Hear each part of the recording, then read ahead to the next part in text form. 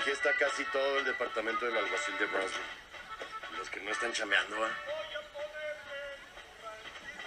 Pues tiene muchos amigos, ¿no? Sí.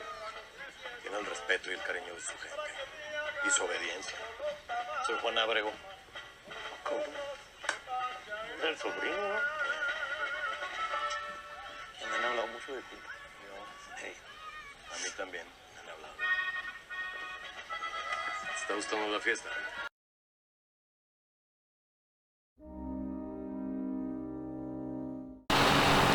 Hai, selamat datang kembali. Di video kali ini gue bakal masih ngebahas banget tentang kartel-kartel yang ada di Plaza System. Dan kali ini gue bakal ngebahas kartel terlama yang ada di Plaza System, bahkan di Meksiko, kemungkinan juga sebelum adanya Pablo Escobar. Jadi karena mereka masih beroperasi sampai sekarang, jadi kayaknya pembahasannya bakal panjang banget atau mungkin bakal jadi 2 part. Jadi kita langsung aja ke pembahasannya biar nggak panjang-panjang lagi.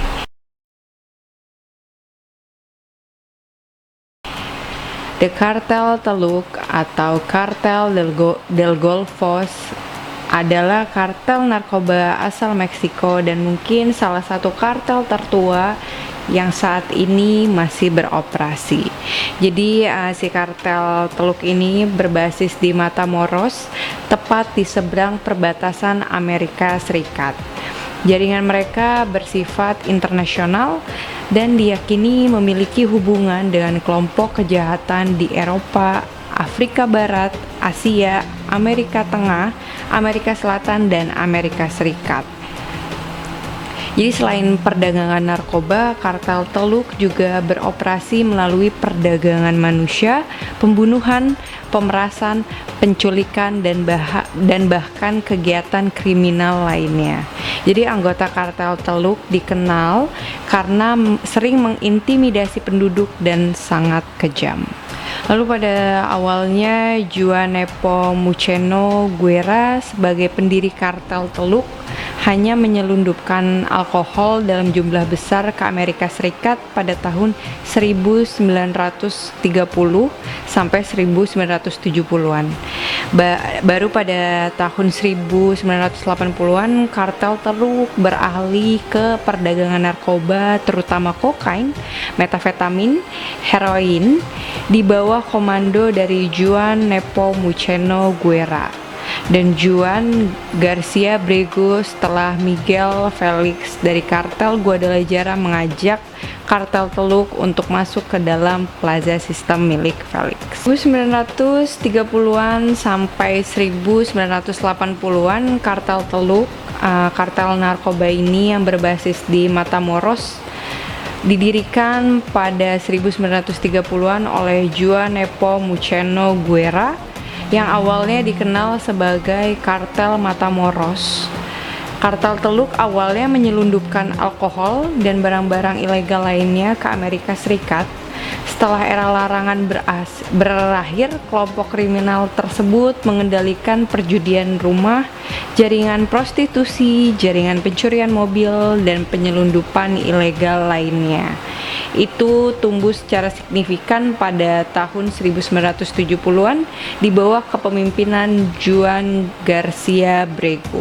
Lalu pada tahun 1980-an, Garcia Brego mulai memasukkan kokain ke dalam operasi perdagangan narkoba dan mulai menguasai apa yang sekarang dianggap sebagai kartel Teluk. Jadi dinasti kriminal terbesar di perbatasan Amerika Serikat dan Meksiko. Dengan bernegosiasi dengan kartel Cali, Garcia dapat mengamankan 50% dari pengiriman kokain dari Kolombia sebagai pembayaran untuk pengiriman. Jadi alih-alih 1.500 US dollar per kilogramnya mereka terima sebelumnya, namun negosiasi ulang akhirnya ini memaksa Garcia untuk menjamin kedatangan produk dari Kolombia ke tujuannya. Jadi sebagai gantinya dia membangun gudang di sepanjang perbatasan utara Meksiko untuk mengawetkan ratusan ton kokain dan memungkinkan dia untuk membuat jaringan distribusi baru dan meningkatkan pengaruh politiknya. Selain memperdagangkan narkoba, si Garcia akan mengirimkan uang tunai untuk dicuci dalam jumlah jutaan. Jadi sekitar tahun 1994 juga diperkirakan bahwa kartel Teluk menangani sebanyak sepertiga dari semua pengiriman kokain ke Amerika Serikat dari pemasok yaitu kartel Kali. Selama tahun 90-an, PGR Kantor Jaksa Agung Meksiko memperkirakan bahwa kartel Teluk bernilai lebih dari 10 miliar US dollar. Setelah penangkapan Garcia pada tahun 1996 oleh otoritas Meksiko dan ia dideportasi juga ke Amerika Serikat, kekosongan kekuasaan ditinggalkan dan beberapa anggota puncak berjuang untuk kepemimpinan di kartel Teluk selanjutnya. Jadi kemudian masuk Huberto Garcia Brego, saudara Juan Garcia Brego yang mencoba memimpin kartel Teluk tetapi akhirnya gagal. Dia tidak memiliki keterampilan kepemimpinan atau dukungan dari penyedia obat di Kolombia. Juga digantikan oleh Scar Malherbe de Leon dan Raul Valadares del Gel. Sampai penangkapan mereka tidak lama kemudian akhirnya menyebabkan beberapa letnan kartel berjuang untuk kepemimpinan juga. Jadi Malherbe mencoba menyuap penjabat dengan 2 juta US dollar untuk membebaskannya, tetapi ditolak. Akhirnya Hugo Baldomore Medina Garza yang dikenal sebagai El Senor de los dianggap sebagai salah satu anggota terpenting dalam reartikulasi kartel Teluk.